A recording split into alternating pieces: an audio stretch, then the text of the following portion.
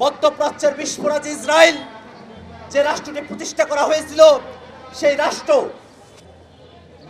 দ্বিতীয় বিশ্বযুদ্ধের পরে যেখানে বিশ্বের পরাশক্তিগুলো উপনিবেশবাদের বিরুদ্ধে একাট্টা হয়েছিলেন, উপনিবেশবাদের বিরোধী তারা সিদ্ধান্ত গ্রহণ করেছিলেন, সে জায়গায় ইসরায়েল এখনো পর্যন্ত উপনিবেশবাদী মানসিকতা লালন করে একটি জনগোষ্ঠীকে এথনিক ক্লিনজিংয়ের মধ্য দিয়ে নিশ্চিহ্ন করবার পায় তারা খুঁজে বেড়াচ্ছে।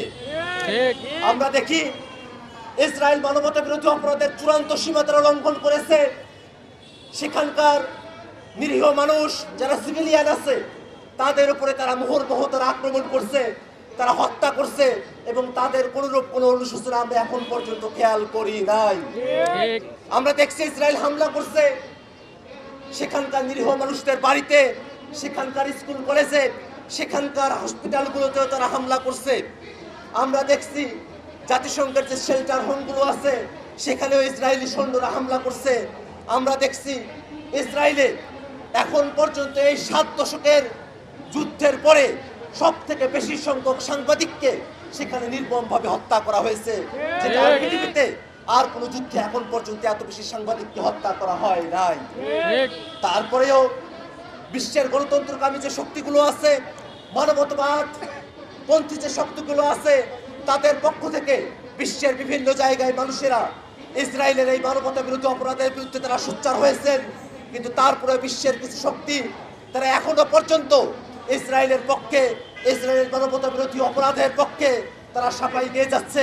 আমরা মনে করি বিশ্বের কোনো মানুষ ইসরায়েলের এই মানবতা বিরোধী অপরাধকে কোনোভাবেই সমর্থন করতে পারে না। আমরা বাংলাদেশের মানুষ, আমরা যে স্বাধীনতা সংগ্রামের মধ্য দিয়ে গিয়েছি, আমরা জানি স্বাধীনতার মূল্য কত।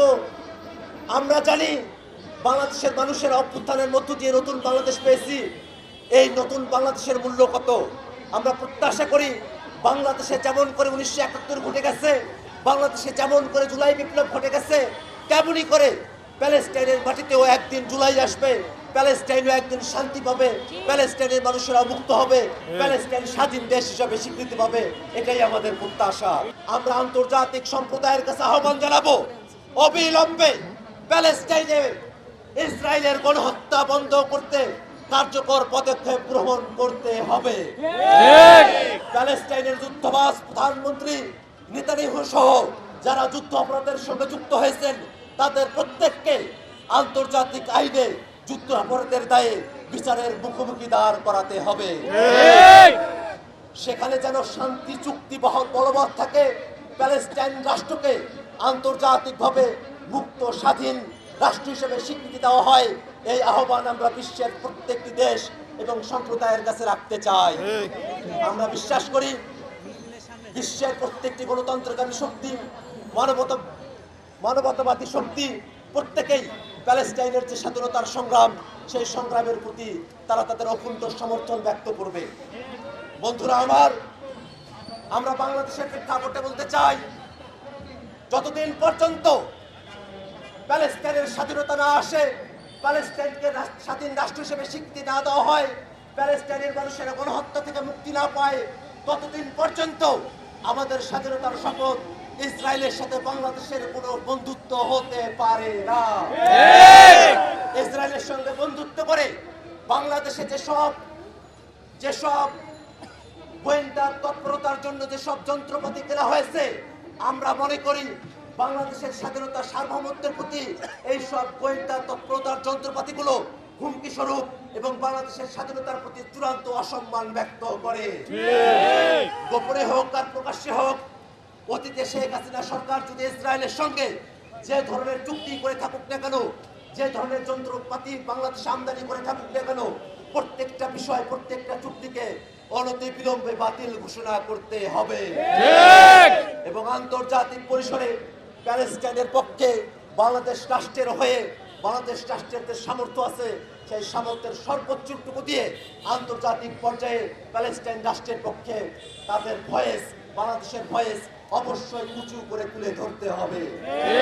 বন্ধুগণ আমার, আমরা আমাদের বক্তব্য দীর্ঘায়িত করব না, আমরা শুধুমাত্র এতটুকু বলবো, বিশ্ববাসী আপনারা দেখুন, ভারতের মুসলমানরা যারা আছে এই সংখ্যালঘুদের উপরে ভারতের যে সরকারি দল আছে তাদের যে নিপীড়ন চলছে, এই নিপীড়ন যদি চলতে থাকে, পৃথিবীর মুক্তিকামী মানুষেরা, পৃথিবীর সংখ্যালঘু সম্প্রদায়ের মানুষেরা কোনোভাবেই তার আর শান্তি ফিরে পাবে না।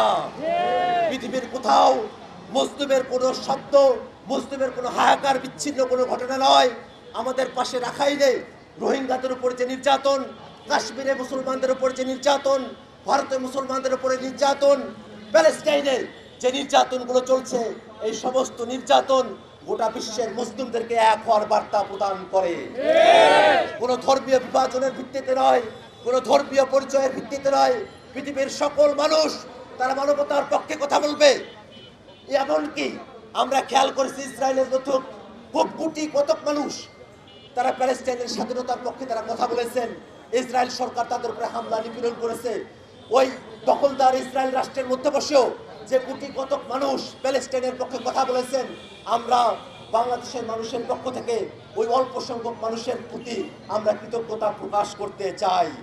আমরা চাইব আমেরিকা, ব্রিটেন সহ বিশ্বের বিভিন্ন জায়গায় প্যালেস্টাইনের পক্ষে কথা বলার কারণে যাদেরকে গ্রেফতার করা হচ্ছে, যাদের উপরে নিপীড়ন করা হচ্ছে, অনতিবিলম্বে বিশ্বের প্রত্যেকটি দেশ, প্রত্যেকটি সরকার প্যালেস্টাইনের পক্ষে কথা বলার কারণে যাদেরকে গ্রেফতার করা হয়েছে তাদেরকে নিঃশর্ত মুক্তি প্রদান করবে।